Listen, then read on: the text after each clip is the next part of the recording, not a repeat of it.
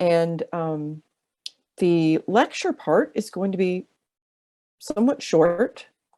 I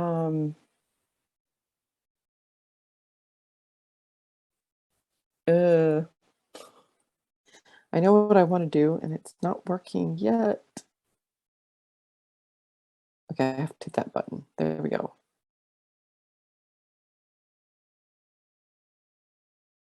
Here we go. Oh, and my Apple Pencil is in another room. Just a second. Oh.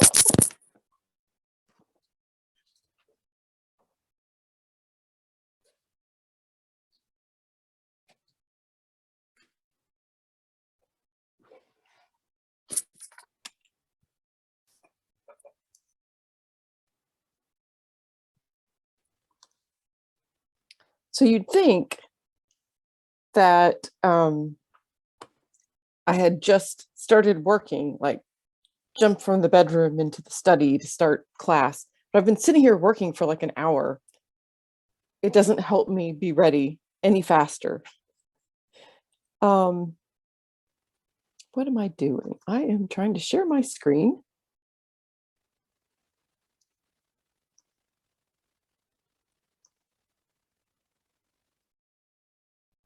And I want to write you a short quiz.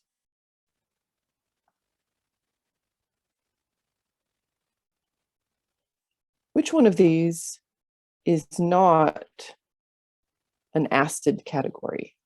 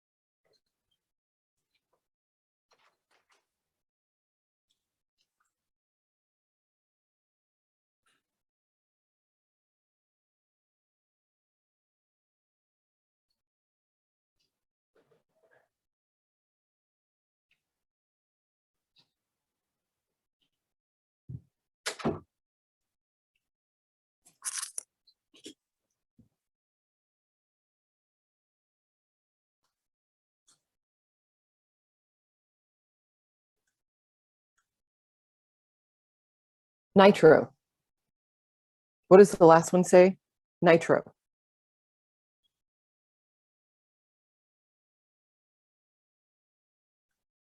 Okay, I'm about to stop it.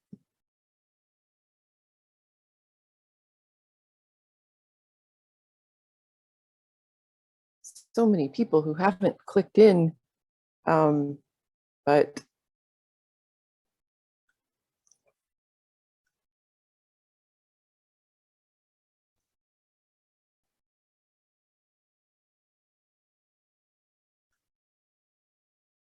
I should have made it multiple, not multiple choice, multiple answer, which I don't think that's an option on here, is it?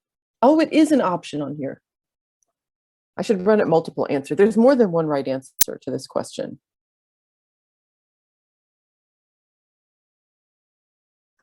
I'm going to run it again. I'm going to run it multiple answer. And a lot of people, I think, got messed up by the fact that there was only, you thought there was, I said there was only one right answer, and there's two right answers. There's more than one right answer. It's two right answers.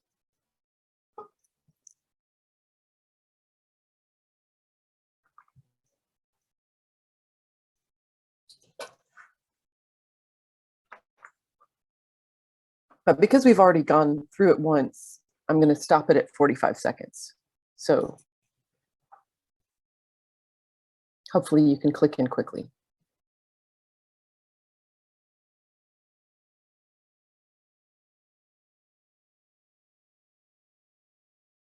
5 more seconds.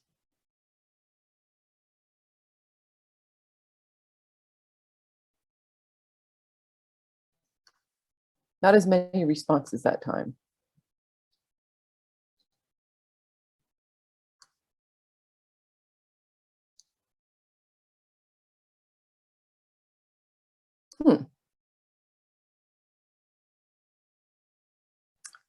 About half the class, or half the people who clicked in, got the right combination.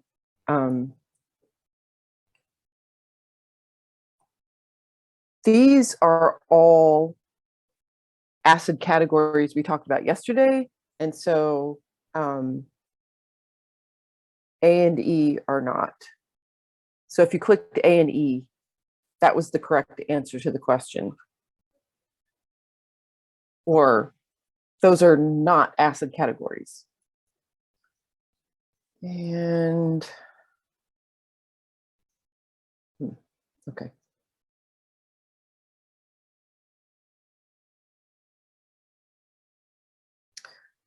So we were talking about acid categories from their molecular structures yesterday, and we had 3 hydrohalic oxoacids and carboxylic acids, and hydrogen halides, or the hydrohalic acids, they all have a hydrogen bonded to a halogen, and they behave differently from all the other acids because their strength is controlled by the bond strength and not by electronegativity.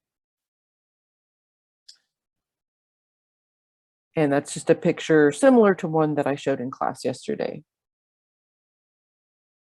If you go to the oxo acids, what makes them stronger depends on the electronegativity of the non-oxygen atom, and then also the number of oxygen atoms that are present.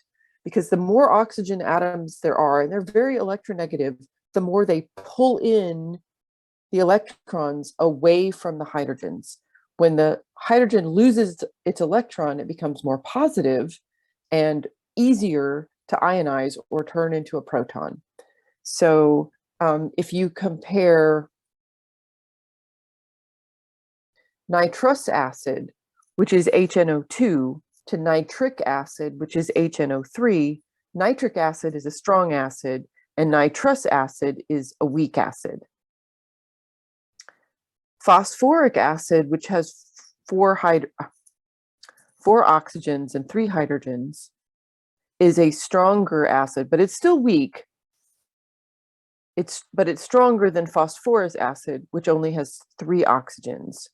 And oddly enough, that hydrogen is connected to the phosphorus. So it's like trying to make a liar out of me.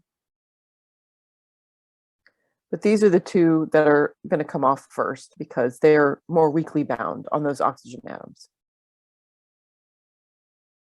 And sulfuric is the strong acid in this set. If you the other sulfur acid is sulfurous, and it only has 3 oxygens, and it's a weak acid. When you throw the halogens into the mix, you've got the hydrohalix, which is just a hydrogen attached to a halogen, but then you have all the oxo acids that go with them. So the halogens just do this crazy thing where they can be in so many different oxidation states. So we've got chlorine in the +1 oxidation state with hypochlorous acid. It's only got 1 oxygen there. And then you go to chlorus, chlorine is in the +3 oxidation state, and now we've got 2 oxygens. Here we're in the +5 with chloric acid, And then with 4 oxygens per chloric acid, the chlorine is in the +7 oxidation state. Which one of these 4 is going to be the weakest?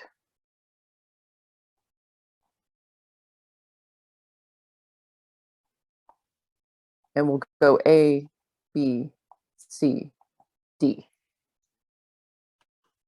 This is an actual multiple choice with only one right answer.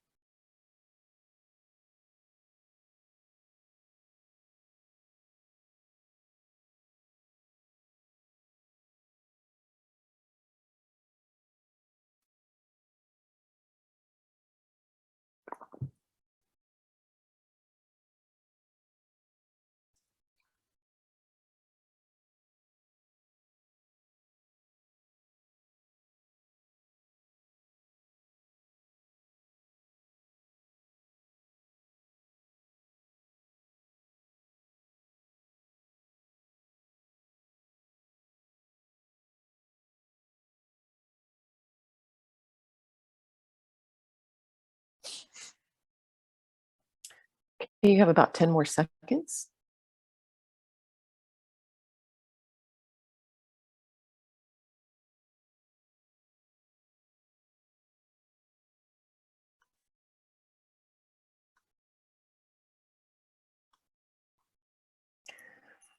So you know it has to be one of the extremes. It has to be either A or D. It's either the one with the most oxygen or the one with the least. On the other hand, if you've been studying, you know it can't be C or D because those are both strong acids. They're on the list of the ones that you're supposed to be memorizing.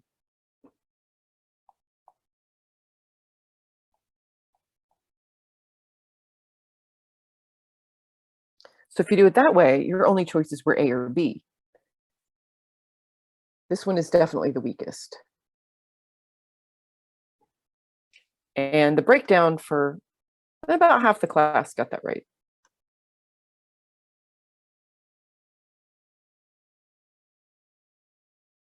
I'm trying to watch the chat for question. Oh, it's blank. Yay. Oh, salts and water. So this is the next topic, and it will not be on this exam. So if you get up to this in the PowerPoint and you're studying, or you get to section 15, you get to this in Chang, or you're to this part in the OpenStax, you should stop. So ions, the salts formed from like sodium and chloride, or nitrate and potassium, don't do it. We'll do that on the next test. So at this point, I want to take questions, and I've been trying to send the sample exam to my iPad, and I have not been successful yet. Been trying to use AirDrop, and it's not working. It says, yes, there you are, and it says it's doing it and nothing's happening. It's very irritating. I don't know what the problem is.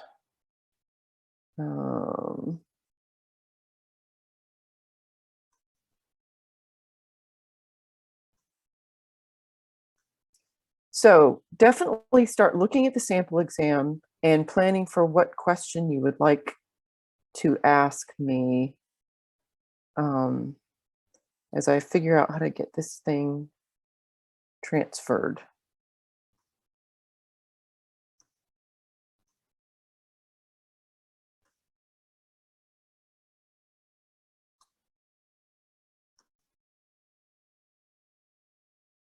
You could like put the question numbers in the chat if you wanted to.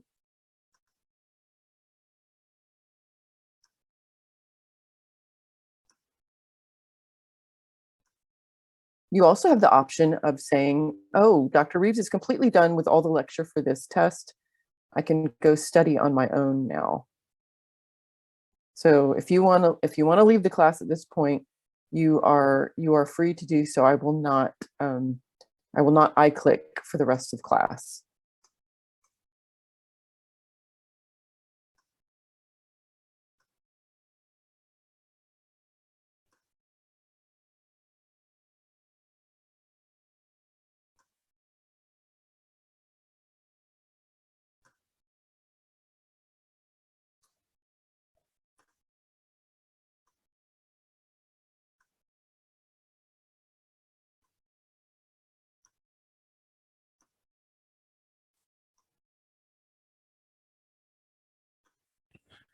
Hey, Ms. Reed, Hey, are we still meeting at 4 today we're still meeting at 4, yes, in person?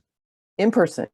All right, I thank you. will I will turn on the Zoom, or I'll try to do that and pay attention, but um you're more likely to get attention if if you're in the room.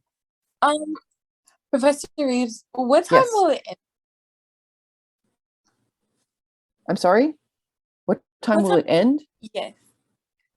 I don't know. Usually no one can last past an hour and a half. But that doesn't mean it will last an hour and a half. It's just I've rarely had a study session for any class last longer than an hour and a half because everyone completely loses their ability to pay attention, including me. So that tends to be the absolute limit, and it could be a lot shorter. Okay. Okay, I see some questions up there, and I have tried to get this moved over. Did it work?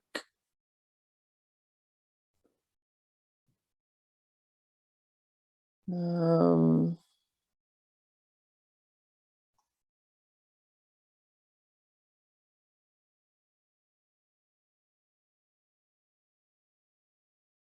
it is work. It sort of worked. I mean, like I have it here, but I can't make it open. Why am I having so many difficulties? Okay, so we're just going to end up looking at the key because that's the only one I have on my iPad, and hopefully that will work.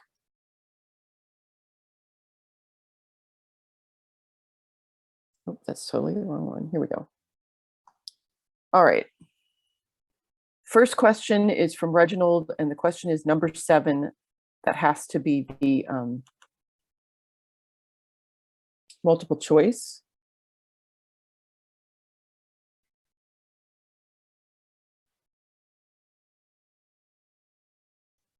Seven is a great question. This is always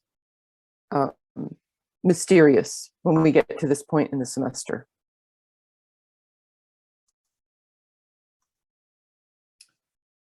Okay, so if you're looking at number 7, obviously you know that the answer is C because I have put the key here. But so the equilibrium constant for this reaction is 1.3 times 10 to the minus 10 to the plus 4. If you look at this other reaction, it is the same as the first reaction, except it's turned around backwards and multiplied by 2.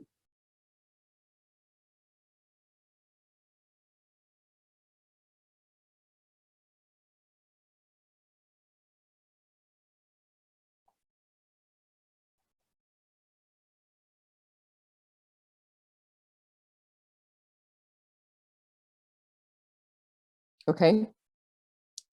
So when you turn an equation around backwards, the K new is 1 over the K old. And when you multiply a reaction by 2, K new is the K old squared. So we have to do 1 over K old squared. So that would be 1.3 times 10 to the 4th. I'm going to take the inverse, and then I'm going to square it. And I get 5.9 times 10 to the minus 9, which is letter C. So the thing is, right, when you turn it backwards, then your products over your reactants, now that you've turned it backwards, now it's reactants over products compared to the original. So that's what turns it upside down. And then the stoichiometric coefficients are the powers. If you multiply the whole equation by 2, then everything goes that was in the original gets squared. So that's where whatever you do to the reaction, you do to the K value, but in a multiplication division sense instead of an addition subtraction sense. or multiplying in the equation becomes a power instead of multiplying. Did that work, Reginald? I hope that made sense. Yeah, I'm kind of just working it out so I can know how to do it for the test. Okay, so if when you turn it backwards, right, what was the products is now the reactants. So that's where the inverse comes from. If that helps you think about it. Okay, Chase asked for number 4. KP versus KC. That one's an ugly calculation. This is the one where you go to the front page of the exam and you see that KP is RT to the delta N times KC, and R is the 0.08206, as it says in this next version where it wrote out the R value. And you have to know what those mean, or you can't just not study that or not practice that. So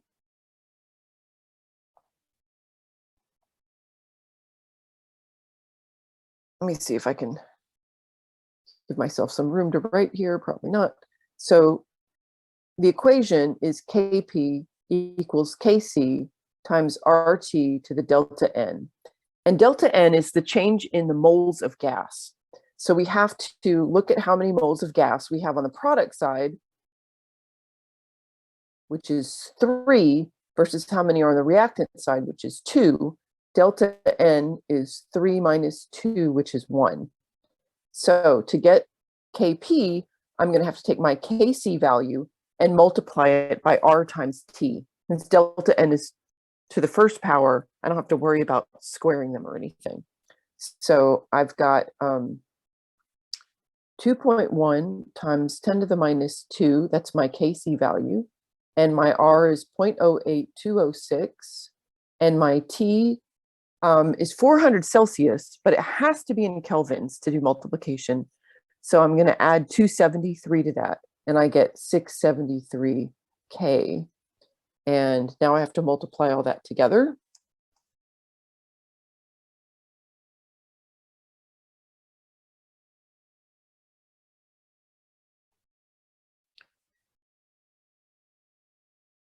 (2.1 times 10 to the minus 2, 0.08206, and 673, and I get 1.15, which rounds to 1.2, I guess. Is that right? Was it letter D? Yes.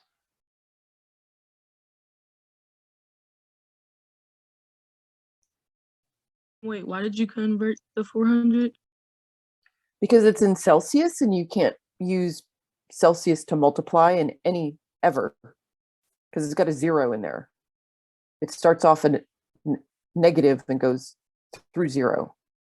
You always have to convert to an absolute scale, which is kelvins.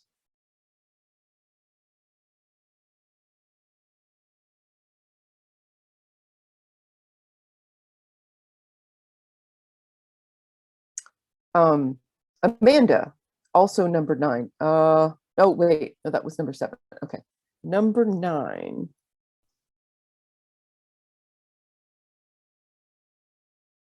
Okay, so this is a Le Chatelier's principal question. It is exothermic. We know that because of this delta H value. It's exothermic. So heat is a product.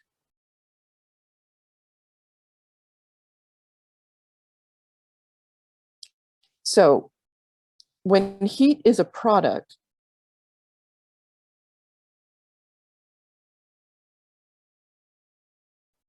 then if you heat something up, if you heat that reaction up, because heat is a product, it's like you're adding a product and it's going to shift back towards the reactants. So if you want a reaction to go forward and heat is a product, you the goal is to do it at a lower temperature. Because that's like removing product, which makes the system try to make more. Right? The goal in the Haber process is to make the ammonia, which is to go to the product side. And high temperatures will not favor the product side in this reaction. So low T favors product. Then if you look at the moles of gas on both sides, this side has 4 moles of gas, and this side has 2 moles. So pressure, high pressure, favors the side with less moles of gas. And the product side has less moles of gas. So high pressure does favor the product side.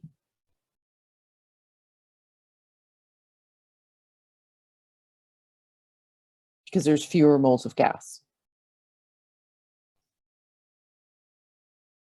So that got Amanda, and also Savannah was asking after that question. Next on the chat list, we have Vasanti with question number 2. Is that multiple choice, Vasanti, or is that the workout? Yes, ma'am, multiple choice. That's in the multiple choice. Okay.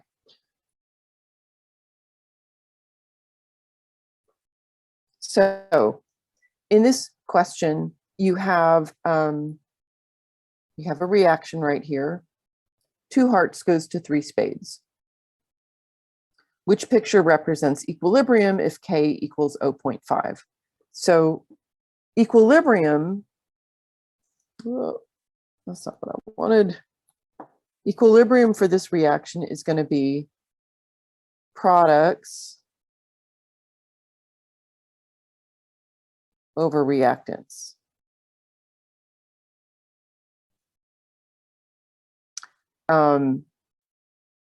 So what we do is we count all of our hearts and clubs and put them into the K expression, clubs cubed over hearts squared. So we've got 3 clubs here. So it's 3 cubed over 3 hearts squared. 3 cubed over 3 squared is just 3. Here I have 4 hearts and 4 clubs. So that's going to be 4 cubed over 4 squared, which I know is 4. Here I have 2 clubs. 2 cubed is 8 over 4 hearts. 4 squared is 16. So that's 8 over 16, which is 0.5. And you've hit the right answer there.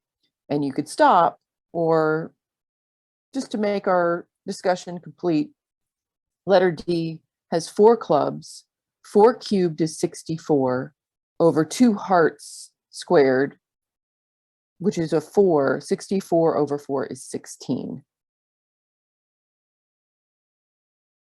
So that's why letter C is the correct answer. Products over reactants is, the goal of this question.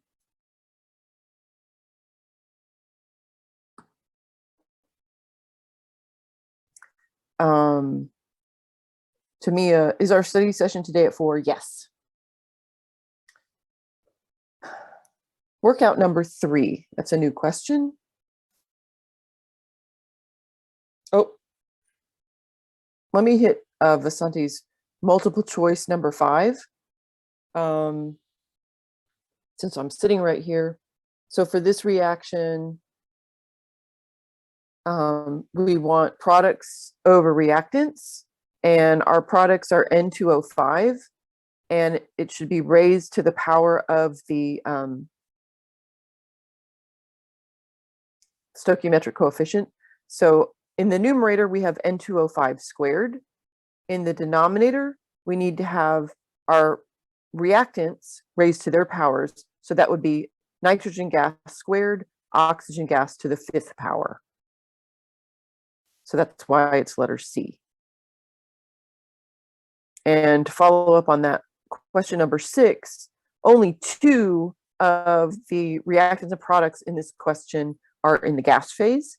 The others are pure solids and liquids, so they do not go into the equilibrium expression. So for question 6, the correct equilibrium expression only has chlorine and HCl in it, and that's letter C, chlorine to the first power, HCl to the fourth power. All right, let me go to that workout. Workout number 3 about the PCl, or the PCl5, I should say.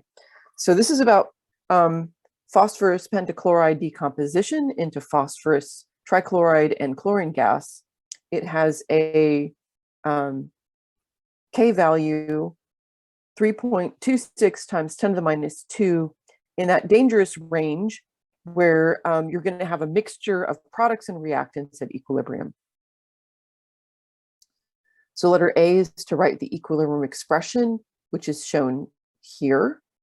Products over reactants. Everything's to the first power, so that's helpful. Letter B, if I have 0.35 moles of PCl5 in a 1 liter flask, so that's 0.35 moles per liter, make an ice table. So I'm starting off with my reactant and I don't have any products at the beginning. It doesn't mention them, which means none of them were put in there. They're just going to be made by this compound decomposing.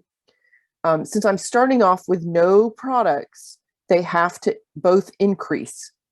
So everything on the product side goes up, everything on the reactant side goes down, and all the stoichiometric coefficients are 1, so it's minus x plus x plus x. And at equilibrium, it's 0.35 minus x, x, and x. And I get this equation, x squared over 0.35 minus x is 3.26 times 10 to the minus 2. That's our K value from up in the question. At this point, you have 9 out of 10 points for this problem. You recognize what the K value is and you wrote it down. And I know that you're picking some in multiple choice, but writing and picking out an answer are 2 totally different things. So I definitely want to see something that looks like this at the beginning of these problems.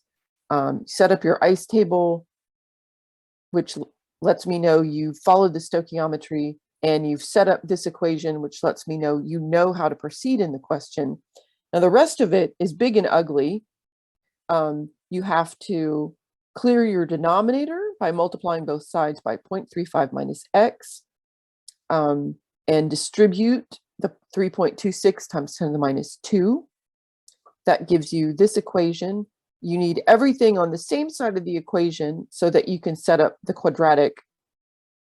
So everything here is set equal to 0, and use the quadratic formula to solve for x, and you get a negative choice, which you can't use because x cannot be negative because it represents a concentration, and then a positive value 0.0917, which is fine because it will give you all positive molarities for your PCl3, your Cl2, and your PCl5. And I forgot to write down what the final ones were. PCl3 and Cl2 are going to be 0.0917 molar, and the PCl5 will be 0.35 minus 0.0917. So that's workout number 3. And I was also asked for workout number 1.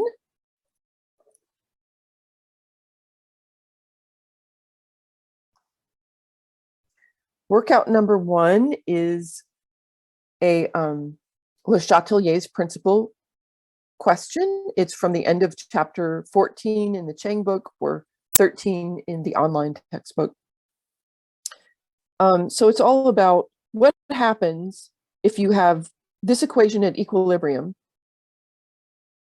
and if you add NO2, that's adding a product.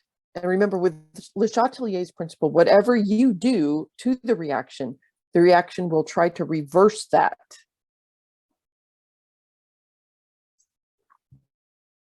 So if I add a product, it's going to use some of those up to make more reactants.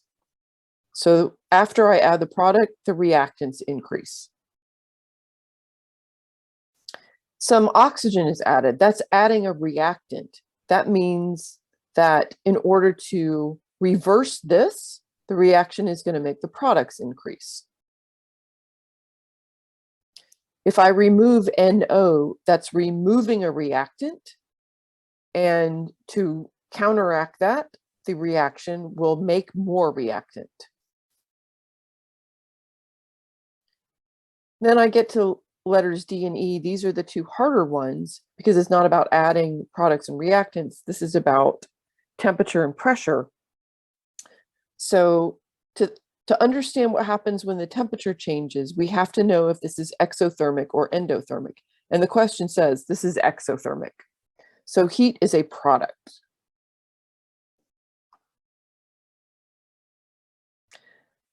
The temperature was 298 and it's changed to 350. That means the temperature is going up. That means you're adding a product.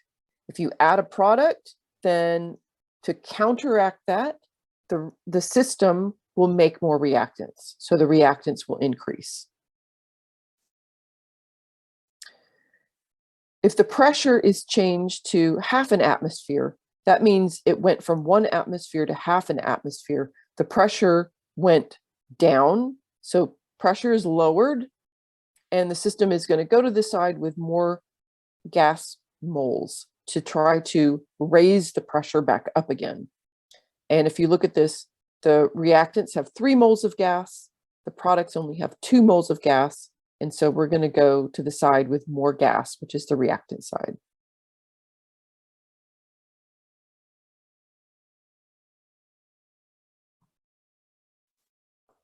Okay, so that's number 1 on the workout, and Jana is asking for a bunch of multiple choice questions. Question 4, we just did, so hopefully that's okay. Question 9, we just did, so hopefully that's okay. Question 10.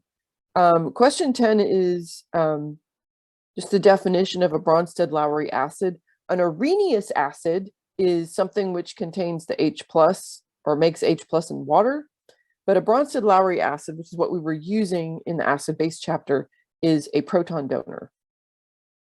And a Bronsted-Lowry base is a proton acceptor. Letter C is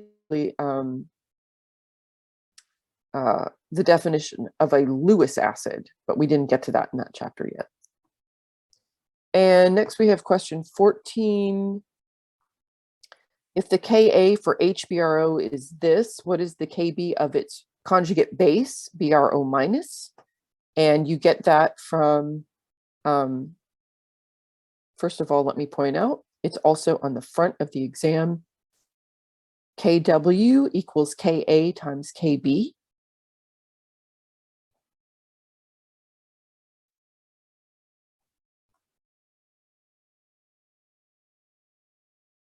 And Kw is 1 times 10 to the minus 14. So to get the Kb, I'm going to divide Kw by the Ka. So 1 times 10 to the minus 14 divided by 2 times 10 to the minus 9. Pretty sure it's going to be letter, oh, yeah, right. The answer's right there. Letter D. But multiplying in my head is always a little bit dangerous.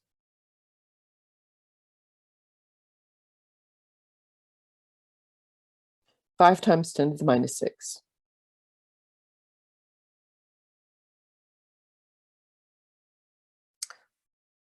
And 15, choose the list which, based on structure, puts the acids in the order of most acidic to least acidic. So if we look at letter A, HF is first, And amongst the hydrohalics, HF is the weakest. It's a weak acid. HI is the strongest, so it's not this one.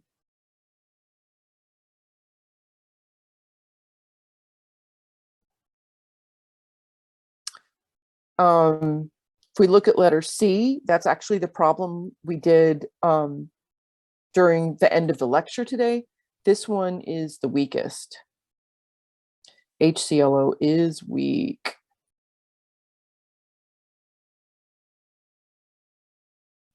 NH3 is a base, so it's not going to be letter D, and water is definitely not a stronger acid than an actual acid HF, so it's not letter D for a couple of different reasons. So that leaves us with letter B by elimination. But if we look at letter B, what's going on here? Here we have C with 3 chlorines on it, and then the carboxylic acid group. And here we have a carbon with 2 chlorines and a hydrogen, a carbon with 1 chlorine and 2 hydrogens, and a carbon with 3 hydrogens. And chlorine is much more electronegative than hydrogen. So the fact that this has got a lot of electronegative atoms means that the electron flow will be in this direction, leaving the hydrogen much more positive. The less chlorines there were on that carbon next to the carboxylic acid group, the less chlorines, the weaker the acid will be. So this last one is acetic acid. This one on the far left is trichloroacetic acid. This one will be the strongest in this list of 4. Notice they're all closely related structures. And the key is to look at them and figure out what is changing amongst the 4 things. There has to be some sort of easy way to rank them. So it's not a pen. More chlorines means it's higher electronegativities compared to more H's. And the higher electronegativities means that the electrons get sucked away from the hydrogen, which makes it more like an H+, which means it's easier to come off in water and raise the acidity.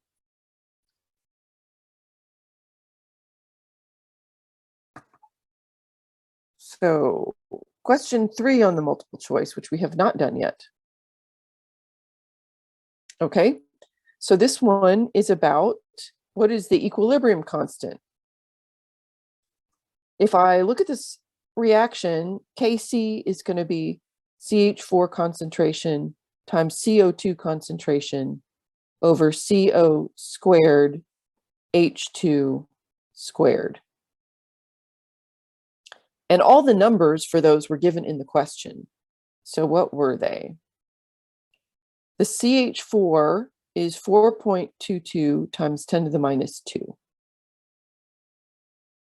The CO2 is 5.12 times 10 to the minus 2. The carbon monoxide is 6.3 times 10 to the minus 5, and that's squared. And the H2 is 1.25 times 10 to the minus 3, and that is squared. So what do we get?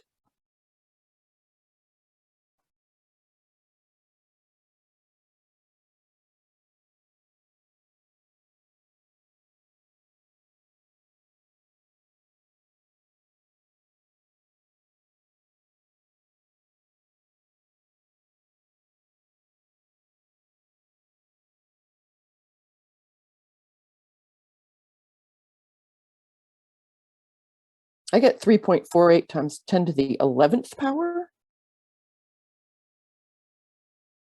which is letter D, and that is what it says the right answer is.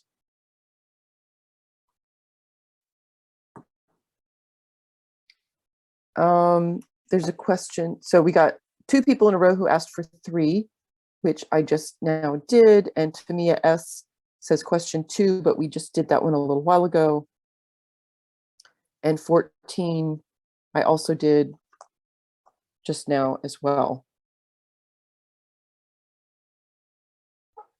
So I'm at the end of all the questions that are in the chat. Any other questions?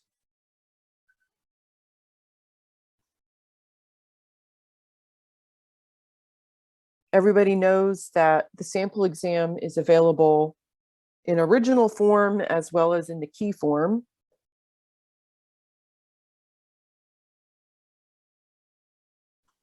Dr. Reeves, I have a question. Okay. On the sample exam for the formula sheet, when it gives the formula for KP, it doesn't put KC in the formula. Is that supposed to be like that? What do you mean it doesn't put KC in the formula? Oh, I thought it was saying KP equals RT and then the N and then KC equals the other thing. I didn't know those were together. That's my bad. That's okay. It's a little weird looking because I wanted to expand out what the R value was, even though R is written right above it, because there's two choices. And I think in the book, the Chang book, it lists it that way as well. And I didn't want people to use the wrong R value. But it really is the gas constant version and not the energy version. That makes sense. Okay. And we did have to convert at one point and through the Kelvin conversion on there as well.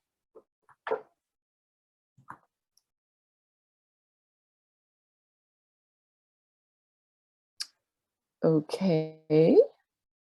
But it's 9:51, so it's time to go anyway. And good luck to everybody in your studying. You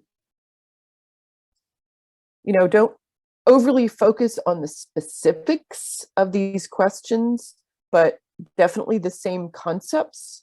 In general, if the exact question is on the sample exam, you're not going to get that exact question, but procedures and the use of those equations doesn't change.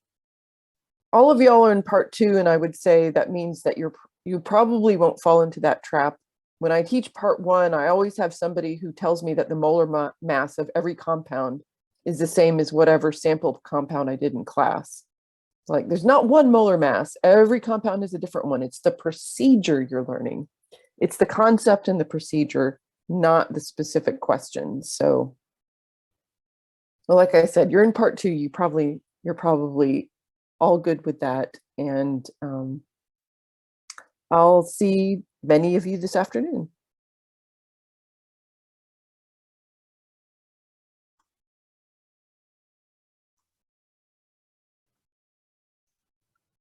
Have a good one. You too, Reginald.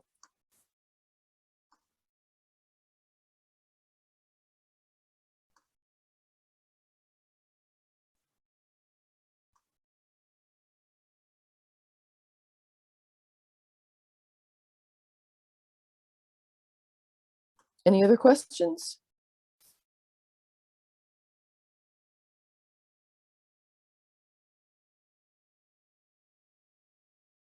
I'm sorry, do I have enough time to do workout problems too?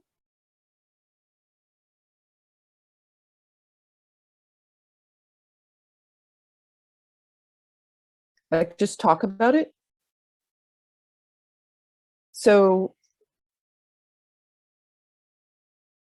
the first part of the question is, oh, I'm not sharing my screen. Let me share it back.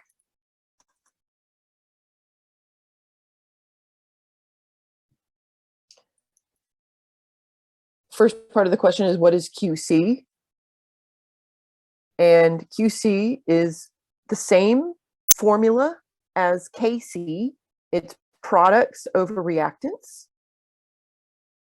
The difference is QC is any time in a reaction, and KC is only at the value when you're at equilibrium.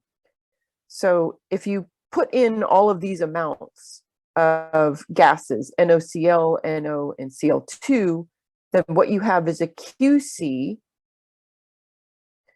And if you put all those numbers in, you get 1.8 times 10 to the minus 4.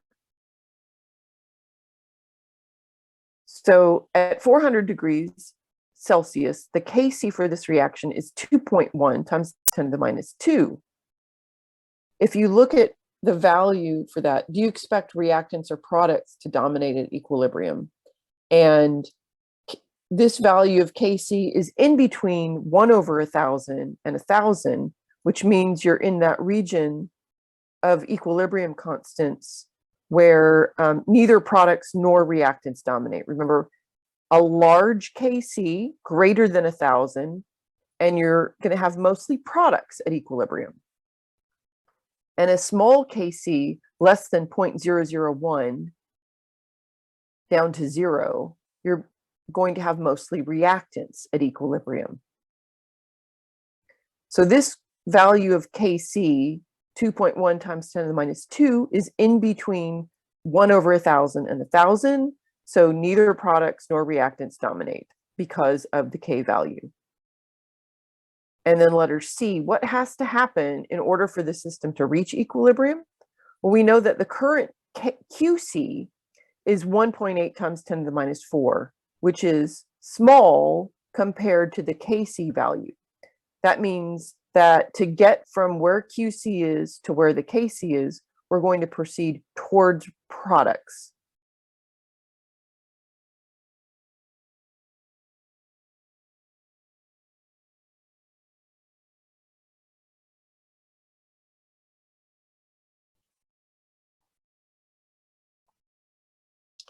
So this is just like the problems we've been doing this week, where we have a weak acid has a very small Ka value of 4.9 times 10 to the minus 10.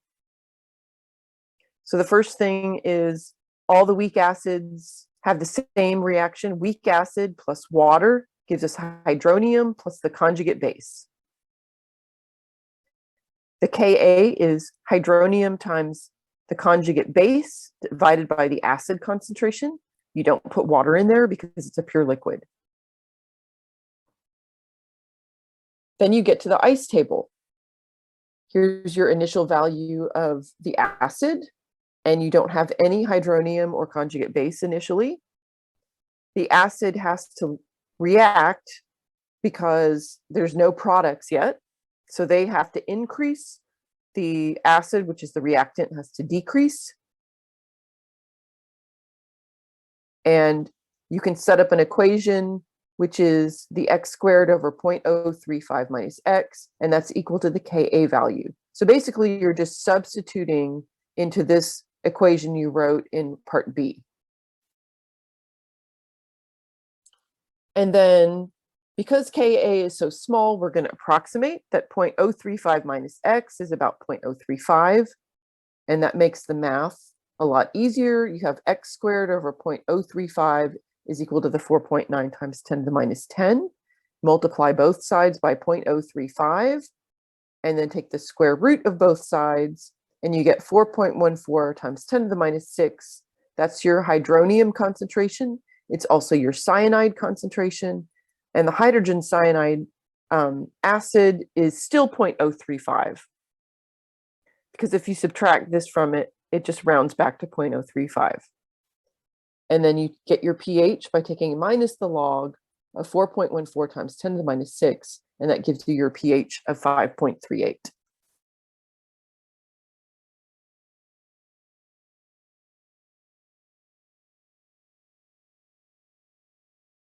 Do you have a specific question about this process?